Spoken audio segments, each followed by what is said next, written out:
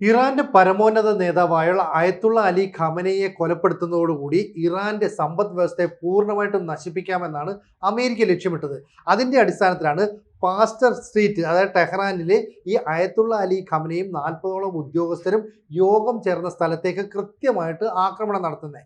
അതായത് CIA collect ചെയ്ത വിവരങ്ങൾ അനുസരിച്ച് മൊസാദിന്റെ കൂടി ഓപ്പറേഷന്റെ ഭാഗമായിട്ടാണ് ശനിയാഴ്ച പുലർച്ചെ ഇറാൻ സമയം 6 മണിക്ക് ഈ മേഖലയിലേക്ക് 30ഓളം ബോംബുകൾ വർഷിക്കുന്നത്.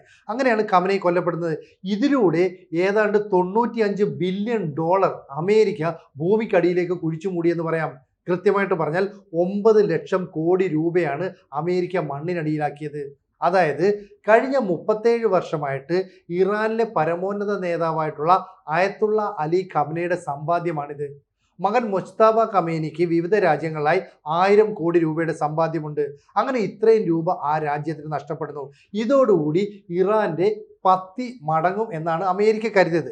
എന്നാൽ ഈ പറയുന്ന ഖമനയുടെ അനന്തരാവകാശിയായിട്ട് ആയത്തുള്ള അലി റീസ അറാഫി വരുന്നുണ്ട്.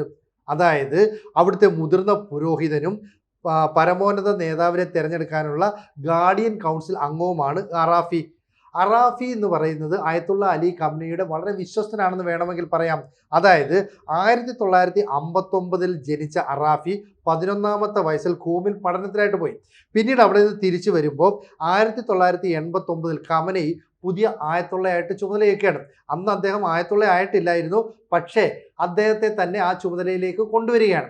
അങ്ങനെ 37 വർഷം ആ പദവിയിൽ ഇരിക്കുമ്പോഴാണ് ഇറാൻ റവല്യൂഷണറി ഗാർഡ്സ് കോർപ്സ് എന്ന് പറയുന്ന ഒരു പ്രത്യേക സേനാ വിഭാഗത്തെ രൂപീകരിക്കുകയും ആ വിഭാഗത്തിൻ്റെ പിന്തുണയോടുകൂടി ഇത്രയും കാലം ചോദ്യം ചെയ്യപ്പെടാത്ത നേതാവായിട്ട് അദ്ദേഹം കഴിയുകയും ചെയ്തത്. അവിടുത്തെ മതകാര്യങ്ങളിൽ, രാഷ്ട്രീയ കാര്യങ്ങളിൽ, സാമ്പത്തിക കാര്യങ്ങളിൽ, അതുപോലെ തന്നെ പ്രതിരോധ കാര്യങ്ങൾ, അടിസ്ഥാന സൗകര്യ വികസനം എന്നിവയുടെ എല്ലാം തന്നെ നിയന്ത്രണം ഈ ഖമനയുടെ കയ്യിലായിരുന്നു. മാത്രമല്ല അന്ന് പഠനമൊക്കെ പൂർത്തിയാക്കി വന്നിട്ടുള്ള ഈ അറാഫിക്ക് എല്ലാവിധ സഹായവും ഖമനൈ ചെയ്തു കൊടുത്തു. പടിപടിയായിട്ട് ഓരോ ഘട്ടങ്ങളിൽ പദവി നൽകുകയും ചെയ്തു. 33ാമത്തെ വയസ്സിൽ വെള്ളിയാഴ്ച പ്രാർത്ഥനയ്ക്കായിട്ട് ഈ അറാഫിയെ നിയോഗിച്ചതിലൂടെയാണ് 1989 ശേഷം എത്രത്തോളം അറാഫി ഈ അയത്തുള്ള അലി ഖമനൈക്ക് വേണ്ടപ്പെട്ടതാണെന്ന് ഇപ്പം മനസ്സിലായത്. ഇപ്പം നിലവിൽ ഇറാന്റെ ഭരണം ഒരു 3 അംഗ സമിതിയിലേക്ക് മാറുകയാണ്. ഒന്ന് ഈ പറയുന്ന കൗൺസിൽ അംഗമായിട്ടുള്ള ആയത്തുള്ള അലി റീസ അറാഫിയിലേക്ക് പോകും. അദ്ദേഹമായിരിക്കും ഒരുപക്ഷെ പിൻഗാമിയായിട്ട് വരാനുള്ള സാധ്യത. ആ ചടങ്ങൊക്കെ പിന്നീടാണ് നടക്കുക. പിന്നീട് നിലവിലുള്ള ഇറാൻ പ്രസിഡന്റ് ഉണ്ട്, പെസഷ്ക്യാൻ, മസൂദ് പെസഷ്ക്യാനാണ് മറ്റൊരംഗം. ചീഫ് ജസ്റ്റിസ് ആയിട്ടുള്ള ഖോലം ഹുസൈൻ മൊഹ്സാനി ഇജയ് 3ാമത്തെ അംഗമാണ്. ഇവർ 3 പേരും കൂടി കാര്യങ്ങൾ തീരുമാനിക്കുമ്പോഴത്തേക്ക് ഇവിടെ ഓപ്പറേഷൻ ആരംഭിച്ചു. അതായത് ഇറാന്റെ പ്രത്യാക്രമണത്തിൽ 3 അമേരിക്കൻ സൈനികർ കൊല്ലപ്പെട്ടു, 5 പേർക്ക് ഗുരുതരമായി പരിക്കേറ്റു. എന്നാൽ എവിടെ നടത്തിയ ആക്രമണത്തിലാണെന്നുള്ള കാര്യം അമേരിക്ക പുറത്തുവിട്ടിട്ടില്ല. കുവൈറ്റിലെ അമേരിക്കൻ താവളങ്ങൾ തകർത്തപ്പോഴാണ് പരിക്കേറ്റതെന്ന് പറയപ്പെടുന്നു. ഇപ്പുറത്തേക്ക് മാറിയാൽ ഇസ്രായേലിന് നേരെയും ആക്രമണം നടത്തി. ഇസ്രായേൽ 9 പേരാണ് കൊല്ലപ്പെട്ടത്. അതായത് ഇറാന്റെ ബാലിസ്റ്റിക് മിസൈലുകൾ ഉപയോഗിച്ചുള്ള ആക്രമണത്തെ അയൺ ഡോം പോലെയുള്ള വ്യോമ പ്രതിരോധ സംവിധാനത്തിന് പ്രതിരോധിക്കാൻ സാധിച്ചില്ല. അത്തരത്തിലുള്ള ആക്രമണത്തിലേക്ക് ഇറാൻ പോവുകയാണ്. ഇപ്പോൾ സൈപ്രസിനും ആക്രമണം നടത്തി. അതായത് ഭൂമിശാസ്ത്രപരമായി ഇറാനോട് അടുത്ത് നിൽക്കുന്ന സൈപ്രസിൽ ബ്രിട്ടന്റെ കോളനിയായിരുന്നു. ഈ ബ്രിട്ടന്റെ ഈ ഐലൻഡിൽ 2 സൈനിക താവളങ്ങളുണ്ട്. ഈ സൈനിക താവളങ്ങൾ ഭാഗികമായിട്ട് അമേരിക്ക ആക്രമണത്തിന് ഉപയോഗിച്ചു. അതിനുള്ള തിരിച്ചടിയായിട്ടാണ് സൈപ്രസിലേക്ക് കൊടുക്കുന്നത്. അപ്പോൾ സൈപ്രസ് നാറ്റോയിൽ അംഗമല്ലെങ്കിലും യൂറോപ്യൻ യൂണിയനിൽ അംഗമാണ്. അപ്പോൾ പതുക്കെ സൈപ്രസിനെ കൂടെ ഇറാൻ യുദ്ധമുഖത്തേക്ക് വലിച്ചിഴച്ചുകൊണ്ട് വരുന്നു. മാത്രമല്ല ഈ ഗൾഫ് രാജ്യങ്ങൾ ഇതെല്ലാം തന്നെ അമേരിക്കയുടെ സാമന്ത രാജ്യമാണെന്ന് ഇറാൻ കുറ്റപ്പെടുത്തുന്നുണ്ട്. ഈ സാമന്ത രാജ്യങ്ങൾക്കെല്ലാം നേരെ ഇറാൻ ആക്രമണം നടത്തുന്നുണ്ട്. പ്രധാനപ്പെട്ട സേഫായിട്ടുള്ള രാജ്യങ്ങൾ അല്ലെ നഗരങ്ങൾ എന്നൊക്കെ കരുതുന്ന ദുബായിലും കുവൈറ്റിലും ഒക്കെ ആക്രമണം നടത്തി. മാത്രമല്ല ലോകത്തെ എണ്ണ വ്യാപാരത്തിൻ്റെ 20% നടക്കുന്ന ഈ ഹോർമൂസ് കടലിടുക്കിൻ്റെ നിയന്ത്രണം പൂർണ്ണമായിട്ടും ഇറാൻ ഇപ്പോൾ കൈവശം വെച്ചു. നേരത്തെയും ഇറാൻ അവിടെ ചില വ്യോമാഭ്യാസ പ്രകടനങ്ങളൊക്കെ നടത്തിയതായിരുന്നു. അതിൻ്റെ തുടർച്ചയായിട്ട് ഹോർമൂസിൽ ഇറാൻ്റേതായ കപ്പലുകൾ, ബോട്ടുകളൊക്കെ അവിടെ നിലയുറപ്പിച്ചു എന്നാണ് ഇപ്പോൾ പുറത്തു വരുന്ന വിവരം. മാത്രമല്ല അവർ അവകാശപ്പെടുന്നത് USS എബ്രഹാം ലിങ്കൺ എന്ന് പറയുന്ന അവരുടെ ഏറ്റവും മികച്ച ഈ വിമാനവാഹിനി കപ്പലിന് നേരെയും ആക്രമണം നടത്തിയെന്ന് പറയാം. അപ്പോൾ ഇറാൻ്റെ ആക്രമണത്വര ഇവിടെ അവസാനിക്കുന്നില്ല. നമ്മൾ ഇദ്ദേഹത്തെ വളരെ ഗൗരവത്തോടെ കാണണം. അതായത് അലി റീസ അറാഫി എന്ന് പറയുന്നത് ഏതാണ്ട് അയത്തുള്ള അലി ഖമനയുടെ അതേ പാത പിന്തുടരുന്ന ഒരാളാണ്.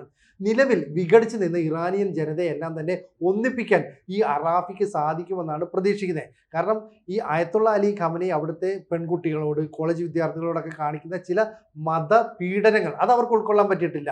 അതുകൊണ്ട് തന്നെ വിഘടിച്ച് നിൽക്കുകയായിരുന്നു. പക്ഷേ തങ്ങളുടെ പരമോന്നത നേതാവിനെ അമേരിക്കയും ഇസ്രായേലും ചേർന്ന് തീർത്തതിൽ അവർ രോഷാകുലരാണ്.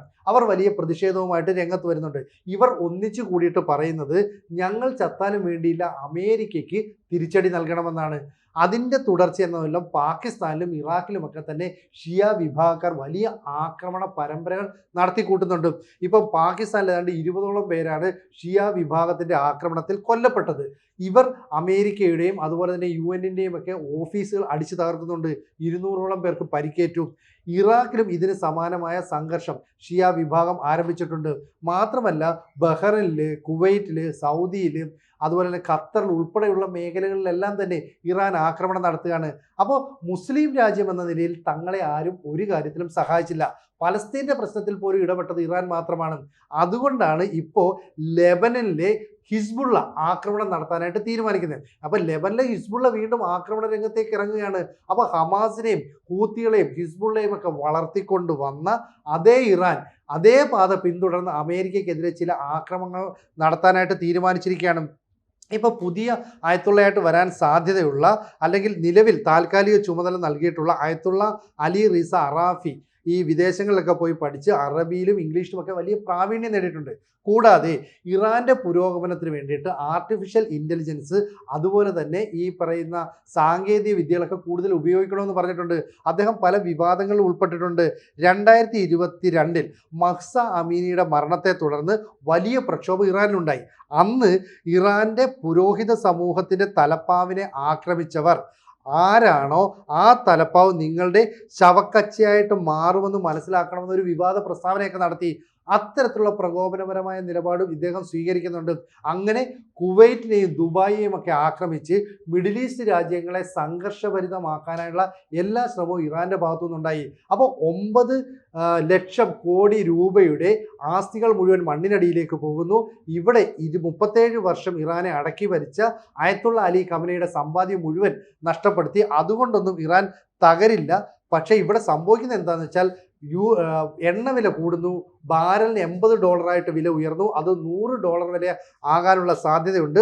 മാത്രമല്ല ഹോർമൂസ് കടലിടുക്കിൽ ഇറാൻ ശക്തമായ സാന്നിധ്യം വന്നതോടുകൂടി അതുവഴിയുള്ള മറ്റ് ചരക്ക് കപ്പലുകളുടെ ഗതാഗതത്തെയൊക്കെ വളരെ സാരമായിട്ട് തന്നെ ബാധിക്കുകയാണ്. ഈ പേർഷ്യൻ ഗൾഫും ഗൾഫ് ഓഫ് ഒമാനും തമ്മിൽ ബന്ധിപ്പിക്കുന്ന ഈ ഹോർമൂസ് കടലിടുക്കിൻ്റെ നിയന്ത്രണം ഇറാൻ്റെ കൈവശമാണെന്ന് നേരത്തെ തന്നെ അവർ ബോധിപ്പിച്ചു. അപ്പോൾ അമേരിക്കയും ഇസ്രയേലും തമ്മിൽ ജൂണിൽ 12 ദിവസത്തെ യുദ്ധം നടത്തിയതിന് ശേഷമാണ് ഇപ്പോൾ ഇങ്ങനെ ഒരു ആക്രമണം ഉണ്ടായത്. അതായത് പാസ്റ്റർ സ്ട്രീറ്റിൽ എല്ലാ ശനിയാഴ്ചയും ഇവർ ഒത്തുകൂടുന്നു എന്ന് കഴിഞ്ഞ കുറേ കാലമായിട്ട് ഇവർ അതായത് CIA മനസ്സിലാക്കിയിരുന്നു. അങ്ങനെയാണ് ശനിയാഴ്ച വൈകുന്നേരം ആക്രമണം നടത്താൻ പദ്ധതിയിടുന്നത്. പക്ഷേ ശനിയാഴ്ച രാവിലെ തന്നെ അയത്തുള്ള അലി ഖമനയുടെ നേതൃത്വത്തിൽ ഇങ്ങനെ ഒരു മീറ്റിംഗ് കൂടുന്നു എന്നതിനനുസരിച്ചാണ് അവിടേക്ക് 30ഓളം മിസൈലുകൾ ഉപയോഗിച്ച് അമേരിക്ക ഇസ്രയേൽ സഖ്യം ആക്രമണം നടത്തിയത്.